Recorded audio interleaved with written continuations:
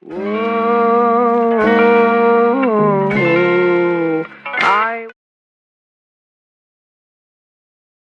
Stories with Liv, the story of Joseph from Genesis, part 1. So we got a homie named Jacob, right? And Jacob has 12 sons. Not 2, not 69, 12. I don't need you to know any of their names except for Joseph, okay? Joseph was daddy's favorite. Like, Jacob totally favored him over the rest. And one day, Jacob was all like, Jill, I have a gift for you, my son. I'm giving you this dope grass coat. Dope grass coat? Dope grass coat. And Joseph's all like, what? And the 11 other brothers are all like, you gotta be kidding me. And then Joseph goes to bed, and the next morning he goes to his brothers, and he's like, bros, I gotta tell you the craziest dream I had last night. And they're all like, ugh.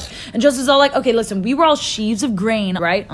And you guys all bowed to me, and I reigned over you guys as king. Oh, piss off, mate. But you, fine. Joseph goes to sleep again, and the next morning he's like, bros, I had another dream. And they're all like, oh, great. And Joseph's like, mom and dad were the sun and the moon, and you guys were 11 stars. And let me guess, you all bowed before me, yeah. And I reigned over you all as king. Oh, screw you, Joe. And they went off, and they were like, you guys, we should totally kill Joseph. I agree. We should totally commit homicide. Yes, okay. Part 2 is Bible Stories with Liv, the story of Joseph, part 2. So Joseph's brothers just decided to absolutely ice Joseph, and they were plotting his murder like, you guys, what if we kill him and then we yeet his body into a pit? Genius, God tier, big facts, bro.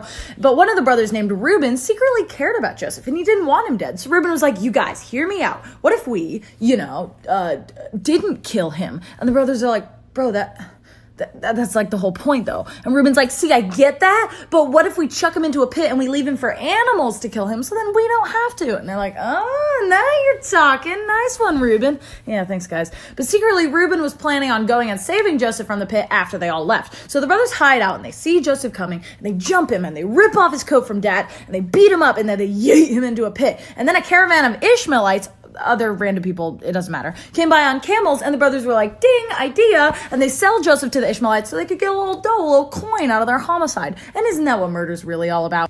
Part 3 is coming. Bible Stories with Liv, the story of Joseph, part 3. So the brothers sell Joseph away to the Ishmaelites, and he rides off as their prisoner. And later that night, Reuben goes to save Joseph from the pit, but he's like, what? Where's Joseph? And he rips his clothes and he cries. Meanwhile, the brothers dip Joseph's coat into goat's blood, and they take it to Jacob, and they're like, Dad, Joseph was eaten by wild animals. Isn't that so sad? Dude, shut up. So sad? And Jacob's like, no. And the brothers are like, hell yeah. So the Ishmaelites actually sell him to this Egyptian officer named Potiphar. Hey, Potiphar. Hey. Now, God and Joseph were straight homies, right? And God made it so that everything Joseph did was absolutely bomb. Now, Potiphar saw that God made everything Joseph did absolutely bomb, so he was like, ayo, Joseph, what's crack-a-lackin'? He's like, I'm gonna make you the head of all my household, okay? Now you're in charge of everything. Everything. Sick. So Joseph was in charge of the whole place, and sure enough, everything was absolutely fire, because when the praises go up, the blessings come down. Now, Joseph was a good-looking dude. It was a whole 3-course meal. Joseph puts Noah back to shame. Sorry, Noah. And who noticed that Joseph was one tasty piece of ass? Potiphar's wife. This cannot go well.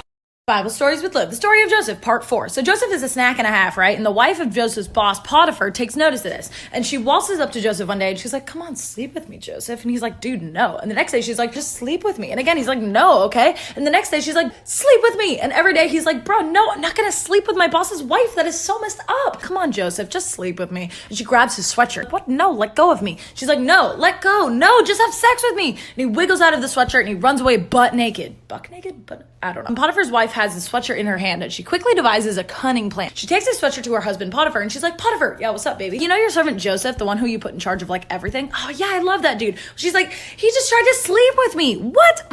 He came into my room, and he took off his sweatshirt, and he was about to do some nasty stuff to me when I screamed out, no, yes. I screamed out, and he ran away, but he left his sweatshirt behind. Potiphar was pissed. How dare my trusted servant try to sleep with my wife? That's my wife.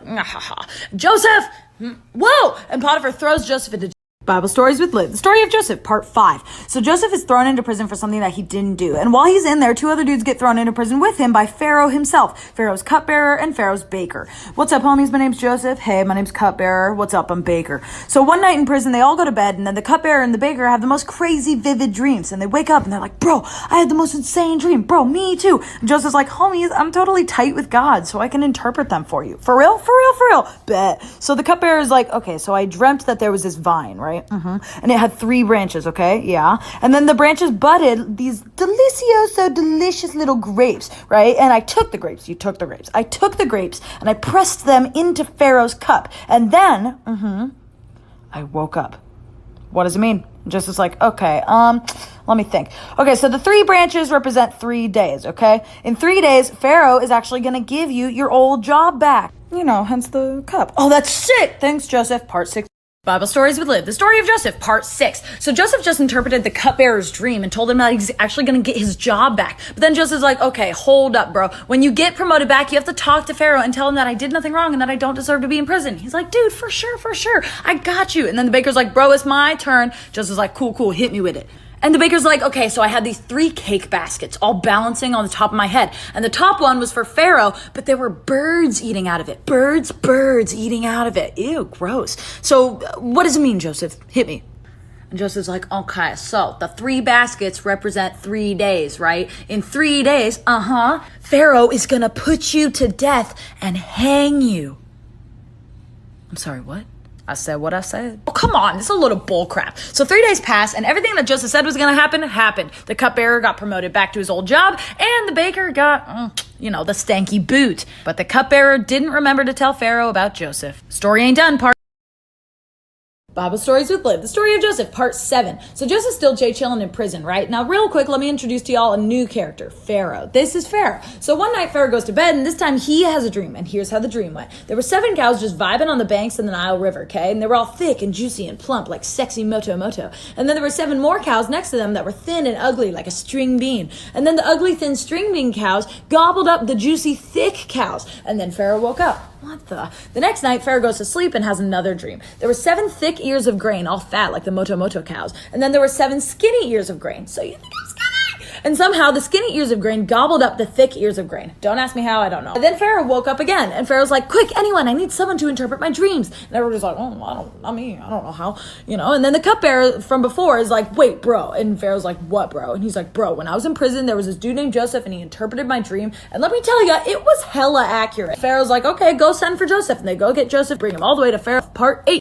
Bible Stories with Liv. The story of Joseph, part 8. So Joseph is brought to Pharaoh him freaking self to interpret his dreams about the cows and the ears of grain that were thick with 2 C's. And Joseph is like, all right, here's the dealio. The 7 thick cows and the 7 thick ears of grain, those represent 7 years of super bomb harvest, okay? You're gonna have food coming out the wazoo. Incredible. But the 7 skinny boys, that's gonna be 7 years of famine. Oh, shoot. Yeah, and since you had 2 dreams about it, you can be sure that it's like legit.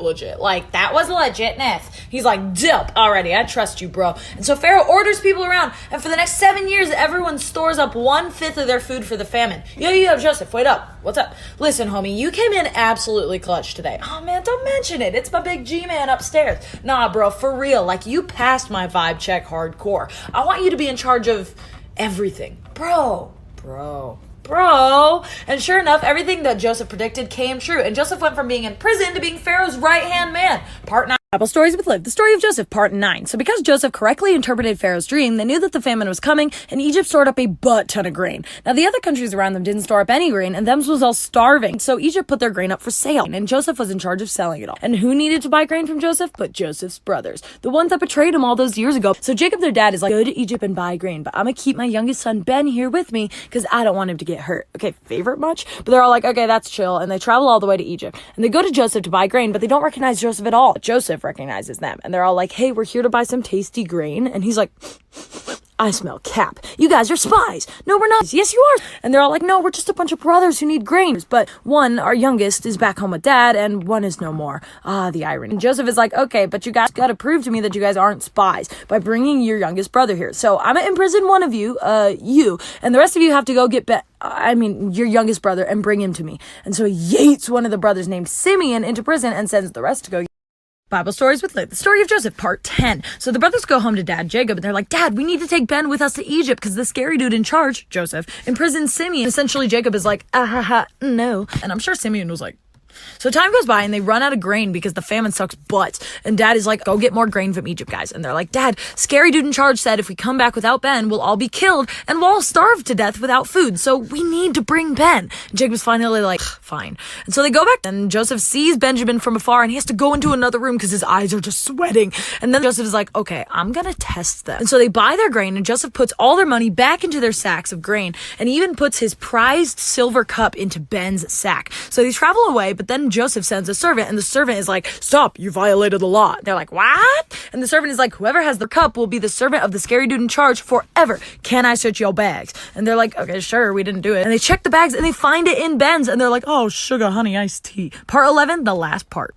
Bible Stories with Liv, the story of Joseph, part 11. So they find the cup in Ben's bag, and they're like, mother trucker, dude. And they go back to Joseph, and they bow before him, fulfilling Joseph's prophecy dreams from part 1, might I add. And they're like, I swear, we have no idea how that got in there. And Joseph is like, I'm sorry, but Ben is kind of my servant now for life. And one of the brothers, Judah, is like, Your Excellency, listen, walk with me, talk with me. And he kind of downloads the whole story to Joseph of Joseph being sold away, not knowing it's him, of course, and their dad being so sad, and them feeling so guilty, and all that jazz. And Joseph finally can't take it anymore, and he starts crying. He's just bawling. And he goes to his brothers and he's like, you guys, I'm Joseph. And they're like, no. And he's like, I am. And they're like, wait, are you being dead cereal? Dead grass. And they all start crying and rejoicing, and they bring out their dad Jacob and they hug, and Joseph takes care of them for the rest of the famine, and everything is Gucci gang. Takeaways. God took evil and the horrible things that Joseph's brothers did to him and turned it around to save not only their family but also all of Egypt and the surrounding country. Whew, that's good stuff. Hits different. I want to know where I can go.